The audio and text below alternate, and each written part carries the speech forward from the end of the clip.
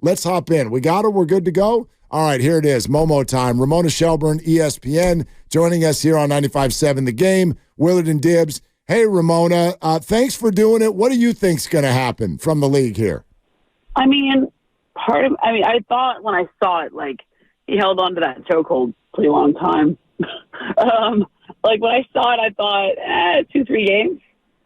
Felt like it's not a one-gamer, you know? Usually everybody gets one game, but I felt like because he held on so long, and, I mean, you're literally going at a guy's neck. Like, it's kind of, like, I don't know. I think, and he's the repeat offender and all that. I'd be surprised if it was more than that. Like, I know people are like, oh, you know, out for the year. No, like, it's a couple games. Wow. Right? Yeah, I mean, we have John Morant getting 10 games for repeated off-court offenses, including multiple gun incidents, and yet we're going to call for Draymond to get a similar ban for basically a neck massage. And don't you think that Rudy Gobert should also receive some punishment for his role in starting the neck grabbing in this incident, Ramona? I don't know. I saw that. I don't see that really from the video. Like, he looks to me like when I watched it again. I was watching on TNT. You know, they said that because Steve Kerr played the sound, and they played the Steve Kerr sound, right? And he was like, "Yeah, it looked like Rudy had Draymond by the neck," and I was like, "Did he? Like a little bit, kind of grabbing him off." Like, I mean, I definitely think Clay should not have been ejected. I agree there. I don't know what Clay did except get his jersey ripped off. Like, he didn't do anything. And then Draymond's coming in to protect his guy. Okay. But I think a chokehold's pretty dangerous. And I understand that, like, Rudy's taller than him. And so, like, by definition, that's what it's going to be. You know, like when you're trying to pull somebody off, I guess. But he held on to that for a while, and he's repeat offender. So I would say over under 2 games. Ramona Shelburne, ESPN, is with us. This may sound like an obvious question, but I want to know it in terms of like how it affects things like this. He's an entertainer, but he's an instigator, and he's a repeat offender. How does the league view Draymond Green?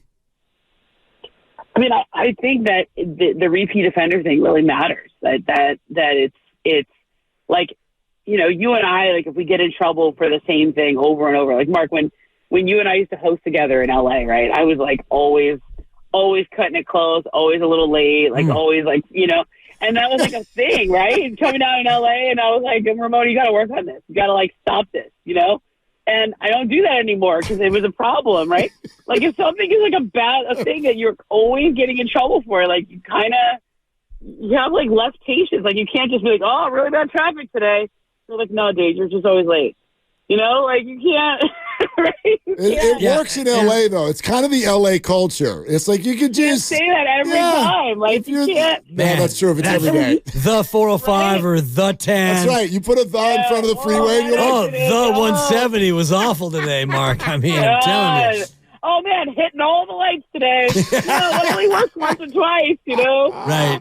Man, there was this accident on, the 110 or whatever, the Harbor Freeway. One of these days, you're planned for that. Had to go back and get it running behind. Oh, my God. How many times can you say that, right? Yeah. And I get that in terms of LA traffic, but for Draymond, I mean, and yes, he held it for an extended period of time, but Rudy Gobert with a little bit of embellishment, don't you think, in playing the victim role?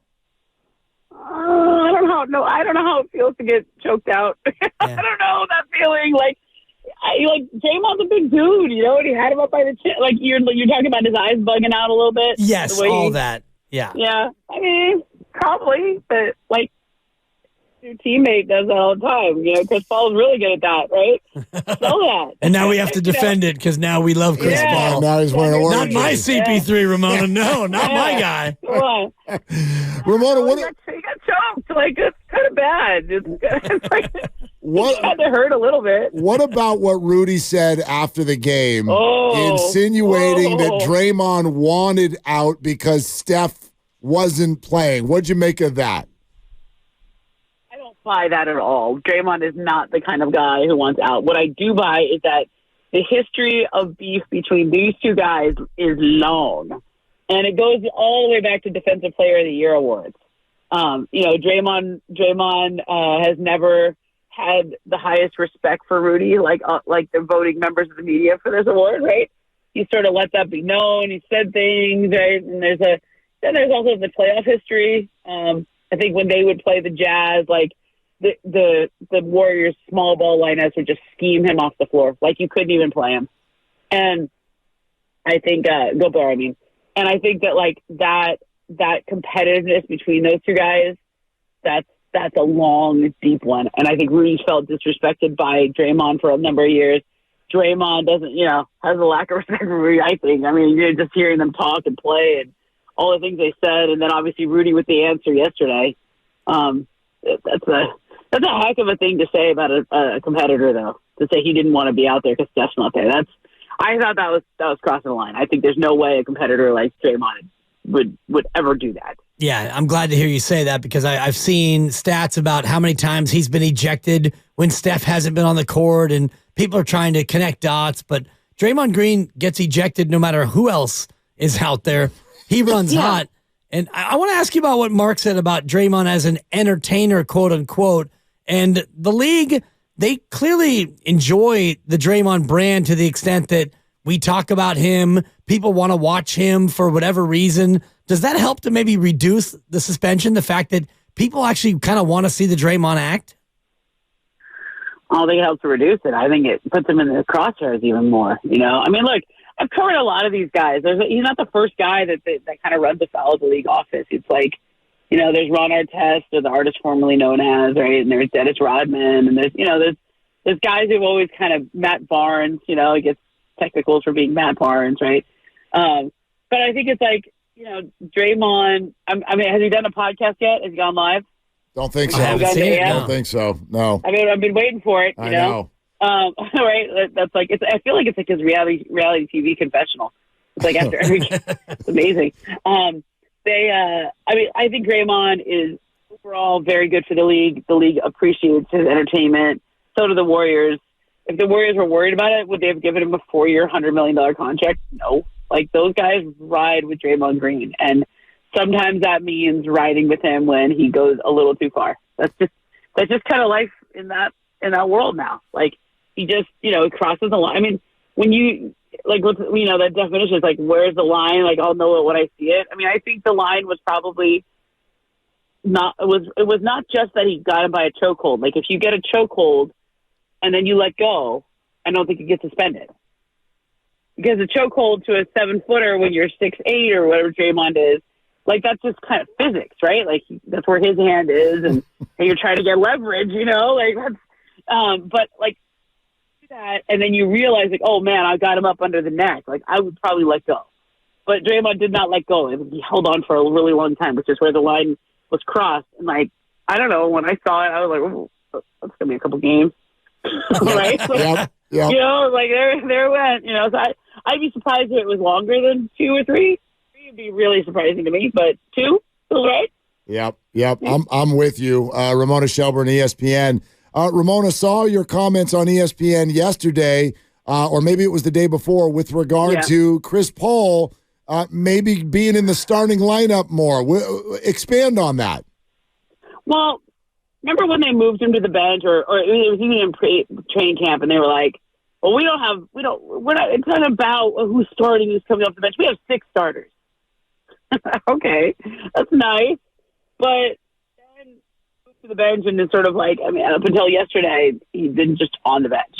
So this idea that, like, if somebody was hurt or whatever, like, no, part of what's happened to the Warriors this last week and a half is that they've played teams that are horrible matchups for them. They have a lot of size on the front line. Their small ball lineups don't work against teams like that, or they don't have a scheme to get around it, and they're not shooting well enough to get around that. Like, I mean, you can play with taller teams if you're shooting 40% from 3, but not in the way that they're shooting right now. But I think with Chris Paul, he's not a shooter per se. Like, he can make an open shot, but he is an offensive organizer, and that is when you're playing with a sort of different type of lineup and you're complaining about the shots that people are getting or not getting.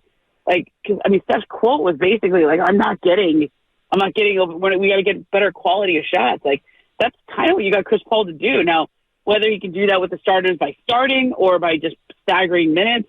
I just think they got to find a way to utilize him better because he's not going to organize the second unit the same way that he organizes the Hall of Famers, right? Like he's not, you know what I mean? He elevates people around him, of course, but not in the way that he did 10 years ago, 15 years ago, or whatever it is. To me, you know, he's a guy that is going to play great with the starters. Like he's going to play great with Clay and Draymond and Steph and those guys. Like he's going to elevate that group and organize that offense. But they have to make shots. Like that, to me, it's like you have Clay who's not shooting well. Wiggins is not having a good year at all so far. Draymond's not really a shooter at this point.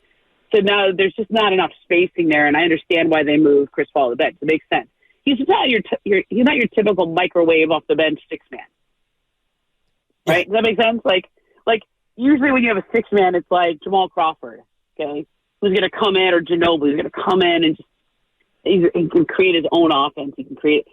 He's not wired like that anymore. He's a game manager. Yeah, an organizer, like a human trapper keeper or a 3-ring binder. I mean, I don't know football well enough to make a Brock Purdy comparison, but you guys probably do. Yeah. Is that the right? Oh, be careful. You call Brock Purdy a game manager, we're going to get on one of the freeways with a the in front of it, come down there and see you. Okay? Listen, you got the best team in the NFC, you know? So yeah, whatever that guy's doing, he's doing all right. Yeah, he's doing great. And one guy who's maybe not doing so great is a guy who is kind of the invisible man for the Warriors, Andrew Wiggins. Even though he was more assertive last night, and we all want to applaud how he tried real hard. But Ramona, what's wrong with Andrew Wiggins, Momo? I don't know. I mean, I don't know if this is just your garden variety slow start. I don't know if this is role spacing, whatever. I mean, I look at Klay Thompson. I think Klay's pressing. I think he wants to do well so bad that he's pressing, and his contract situation has to be helping over everything. Not everybody plays all that well with that, hanging over you. Wiggins is taken care of, but he was a made man. I mean, they paid him last year. They stood by him last year. He played with the broken sternum last year, whatever he had in the playoffs, remember? And it was such a heroic thing for him to play like that. I mean, I don't understand what's going on. Like, he's just not playing very well right now. And it's, between him and Clay and to some extent Draymond, and then Chris Paul, you can talk about him as a scorer or shooter or whatever it is. Like, it's just, they don't have the right mix. And yet I'm going to completely hedge. Okay, you ready? There comes the complete hedge. Let's hear it. Let's wait till they stop playing teams that have 3 7-footers, right? That'll help. I mean, between Cleveland and then a couple games against Minnesota, and I mean, kind of a tough run there. No doubt about it. Ramona Shelburne, ESPN. Another individual we want to ask you about. He's the young lottery pick that's left. He was supposed to have a bigger role this year. Draymond Green gets tossed out of a game. It ends up being whoever's left, let's go play. And still, Jonathan Kuminga only gets 16 minutes while a rookie gets 39. What's going on there? I don't know. I mean, JK had such a good preseason, led the NBA in scoring during the preseason. Seemed so much more mature to me. Like, when you talk to him, he seemed like he'd grown up. He was a grown up now, and that's what I thought the Warriors were wanting and needing for him. And he did it. And so, I mean, look, Podziemski. Am I butchering his name? I don't know. It's a hard name to say. No, you nailed it. Nailed it. Okay. He's a good scorer. He's exactly what they needed in a game like that. It's kind of staggering that he's the first guy to score 20 points other than Steph, right? That was like a unbelievable thing. I think that stat the other day when I first saw it, I was like, oh my God. And then he's that kind of role player in that spot. Kuminga is going to be a guy who, I'll back up. There was a game early on. I want to say maybe it was the first game of the year. Was it the Phoenix game? He was in there at the end. They put Kuminga in there at the end. It was Phoenix, yes. Yeah. And I remember he missed a couple free throws. Sure did. They kept him in at the end of the game, and he missed a couple free throws. And I remember thinking to myself, I wonder if they put him back in there again. Can't miss free throws in that spot. And that was a close game, and they lost it. And it was like the guys that Steve Kerr trusts at the end of games don't miss those usually, And I thought, like, was that his moment that he got a chance to be there at the end, and it'll be a month before he gets another one? I don't know, but I do remember that as being a big moment. Ramona, thank you so much. Great to have you today. Thanks, guys. All right, there it is. Ramona Shelburne, ESPN.